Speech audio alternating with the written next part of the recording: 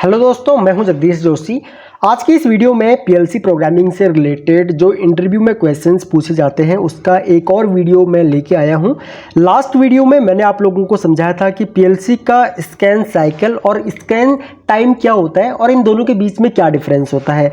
आज के इस वीडियो में हम लोग डिस्कस करेंगे कि पीएलसी प्रोग्रामिंग में स्कैन टाइम और रिस्पॉन्स टाइम में क्या डिफरेंस होता है, या फिर स्कैन टाइम क्या होता है और रिस्पॉन्स टाइम क्या होता है। इंटरव्यू में अक्सर इसी टाइप के क्वेश्चंस पूछे जाते हैं। तो देखो, पीएलसी में जब भी हम लोग स्कैन टाइम की बात करते हैं तो जैसे कि मैंने आप लोगों को लास्ट वीडियो में बताया था कि पीएलसी का स्कैन टाइम डिपेंड करता है प्रोसेस स्पीड के ऊपर, प्रोग्राम कितना कॉम्प्लेक्स बना रखा है आपने उसके ऊपर, आईओ डिवाइसेस के ऊपर कि कितने इनपुट्स हैं, कितने आउटपुट्स हैं, कम्युनिकेशन प्रोटोकॉल्स आप लोग कौन सा यूज कर रहे हो, और स्कैन साइकिल सेटअप क्या है। अब पीएलसी में क्या होता है कि पीएलसी का जो स्कैन साइकिल जो होता है, यानी कि आपका इनपुट स्कैन होगा, उसके बाद प्रोग्राम एग्जीक्यूट होगा, उसके बाद आउटपुट अपडेट होगा और उसके बाद ये प्रोसेस रिपीट होता रहेगा। तो इस प्रोसेस में लगने वाले टाइम को ही बोला जाता है पीएलसी का स्कैन टाइम। ओके, अब पीएलसी का स्कैन टाइम जैसे कि मैंने आप लोगों को बताया कि प्रोसेसर की स्पीड के ऊपर डिपेंड करता है। अब ये एक पीएलसी है, इसके अंदर कोई ना कोई इसका एक प्रोसेसर होगा, ठीक है। जैसे कि हमारे एंड्रॉयड फोन या लैपटॉप हम लोग जब परचेज करते हैं तो हम लोग किसी पर्टिकुलर प्रोसेसर का लैपटॉप या फिर एंड्रॉयड फोन हम लोग परचेज करते हैं, हम लोग उसका प्रोसेसर चेक करते हैं ताकि हमको अच्छी स्पीड मिल पाए। उसके बाद कितना कॉम्प्लेक्स प्रोग्राम आप लोगों ने इस पीएलसी में डाला है वो डिपेंड करता है कि पीएलसी का स्कैन टाइम कितना होगा।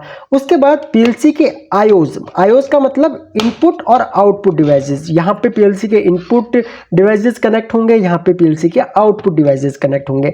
तो पीएलसी के कितने इनपुट आउटपुट डिवाइसेस आपने यूज किए हुए उसके ऊपर डिपेंड करेगा। कम्युनिकेशन प्रोटोकॉल आप लोग कौन सा यूज कर रहे हो उसके ऊपर डिपेंड करेगा, और स्कैन साइकिल सेटअप जो होता है उसके ऊपर डिपेंड करता है। ये होता है हम लोगों का पीएलसी का स्कैन टाइम, और इसके ऊपर पीएलसी का स्कैन टाइम डिपेंड करता है। और अब अगर हम लोग बात करें कि पीएलसी का रिस्पांस टाइम क्या होता है, तो पीएलसी का रिस्पांस टाइम देखो क्या होगा कि यहाँ पे मैं इसके कवर निकाल देता हूँ सबसे पहले तो, ताकि आप लोगों को अच्छे से समझा पाऊँ मैं। देखो, पीएलसी में क्या होता है कि हम लोग इनपुट और आउटपुट्स को यूज करते हैं। ओके, ये पीएलसी के इनपुट टर्मिनल्स हैं, ये पीएलसी के आउटपुट टर्मिनल्स हैं। अब मान के चलो कि मैंने कोई X0 यहाँ पे इनपुट लिया हुआ है, तो पीएलसी को X0 इनपुट मिला और उस X0 से मेरा आउटपुट Y0 ऑन हो रहा है। तो X0 से Y0 आउटपुट ऑन होने में तो आप लोग ये कह सकते हो कि पीएलसी को इनपुट स्कैन करने से लेकर के और आउटपुट अपडेट करने में जो टाइम लगा उसको बोला जाता है पीएलसी का रिस्पांस टाइम।